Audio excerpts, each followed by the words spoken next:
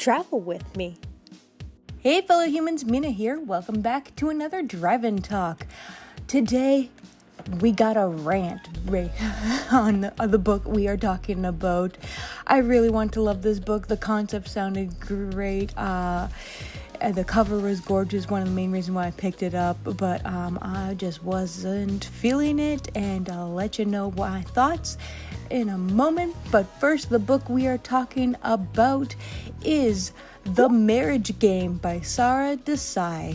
I'm not entirely sure if I pronounced her name correctly. Apologies if I did not. And before we get into it, let's do a little quick blurb read.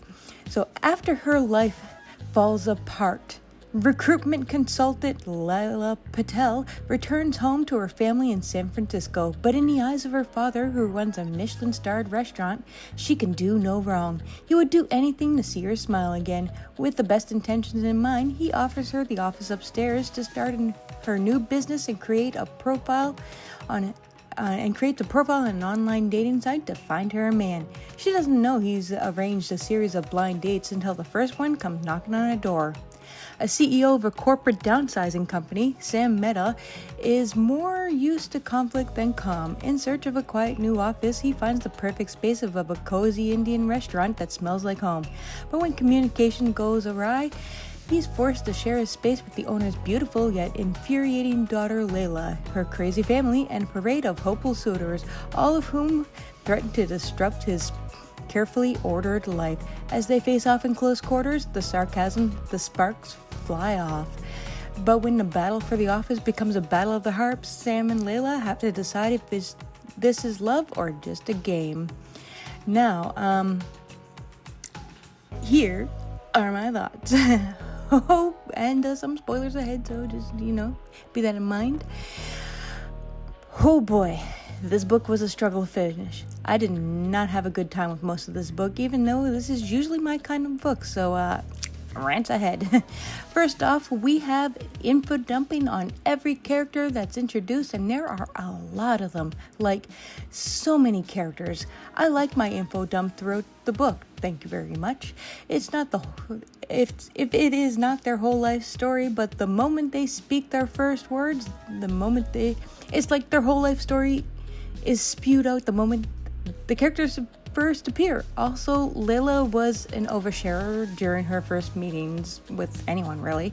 She barely meets Sam, and she is telling her whole personal life to the stranger. I mean, I kind of overshare sometimes too, but I will try to wait at least know a person a little bit before I do. Actually, she kind of overshares with everyone. Not that that's a bad thing sometimes, but damn girl, give some exposition for the second meeting. Second, I didn't feel the romance between Layla and Sam at all. I felt the enemies to lovers part, so that's great, but love per se? Insta-lust? Yeah, hell yeah, I felt that. Insta-lust, yeah, for sure.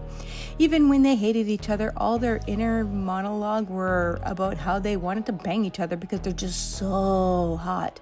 But I never felt like their relationship grew past that. The only cute moments they had together were bickering over blind dates, and Freda sent blind dates, mind you. There had to be other ways for them to fall in love with each other.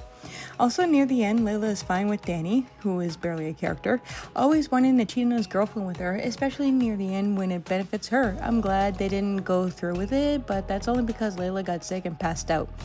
But yeah, I don't like how casual Danny is with cheating on his girlfriend, and no one calls him out for it. Maybe it's an open relationship and his girlfriend is fine with Danny hooking up with other people when she's not around, but that's not mentioned in the book. And if it's an open it's not mentioned in the book if it's an open relationship, and honestly, I don't think it is.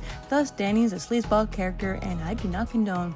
I know this is a very, very minor part of the story, but that doesn't mean I like it any less.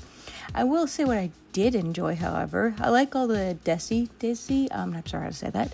Sorry, rep. I'm not Indian, but if I were, and if you were, if this book I think you would definitely feel seen. Your culture would be 100% authentic, and you may feel like it was a piece of home in writing. I even learned some new things about Indian culture that I was unaware of, so that's cool. Though there were entirely too many aunties for me to keep track of, but I do understand that's the norm in Indian culture. Maybe if you're a Desi, you have a better time keeping track who was who, but I found it hard.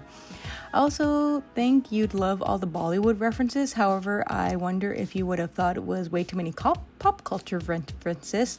But then again, things like this aren't usually brought up in mainstream books, so maybe you'd be excited. I've recently read a book where the author, who is not Canadian, and I am, mentioned this obscure town in New Brunswick, Canada, where I'm from, that generally no one outside my province has even heard of. I lost my shit over that fact because I live like only a 50-minute drive from there, so maybe having all these random Bollywood references and Indian pop culture references would make someone else lose their shit too. Happy for them, even if I know zero things about Bollywood. I also enjoyed the ending, cheesy as it was. It was one of the few things I liked about this book. It was the cheesiest of cheese. How Layla orchestrated her and Sam to get back together at the baseball game, and she was the one who proposed first. Love that for her. But hey, I'm a sucker for cheesy romance. But yeah, that cheese-filled ending plus the fact that we get a proper Desi rep is why I gave the book the rating I did. Originally, I think I rated it like 3 stars, but honestly it could have gotten a bit lower, but we'll get to that in a second. I found myself struggling to pick up the book continue reading. That's usually not a good sign. In books this size, I could have easily finished it in a day or two, but as it was, I didn't care for the character, the writing was just meh, and the story was just okay. Also, the spicy scenes were bland and super forgettable. I felt nothing. I don't like not feeling anything during spicy scenes. I didn't even feel their passion, but hey, the cover is gorgeous, so that's a plus. Would I recommend this book? Yeah. It's not really for me, but that's okay. I don't think I was the target demographic. I mean, it's my type of genre, but maybe it's the cultural thing. I think if you're Indian, you'd love it despite the flaws, or maybe you'd love it regardless of your culture. I don't think it's the worst thing I've ever read, but maybe you enjoyed it. It just wasn't the book for me. But then again, after some time has passed, I realized I just really didn't like this book, so I think I'm going to leave it at a 2 instead of a 3. It was still, like, I finished it, so there's that. How about you guys, my fellow humans? Have you read this book? If you are a Desi, sorry if I'm saying that wrong. I had my friend who is one tell me how to say it, and I know it's different than what I said, but I can't remember what she told me how it's pronounced, so apologies. But if you're one, does this book resonate with you, or do you think it's got too many pop culture references, like a Taylor Swift being mentioned in every other Western pop culture book? I normally don't get the Taylor Swift references. I'm not a fan. I'm sorry out there, Swifties, don't come to me. I'm not that I'm not a fan, I just don't listen to her. She's all right. But anyway, do you like the rep, or do you think it was too much? Let me know your thoughts about this book. Would you read it? Would you not? Let me know in the comments down below. I'd love to hear from you. Anywho, that's all I gotta say for now. If you want to keep hearing more about stuff, be sure to follow me on and all your favorite socials, links below, including links to my second travel channel, Drive with Mina. Stay safe and take care. Bye!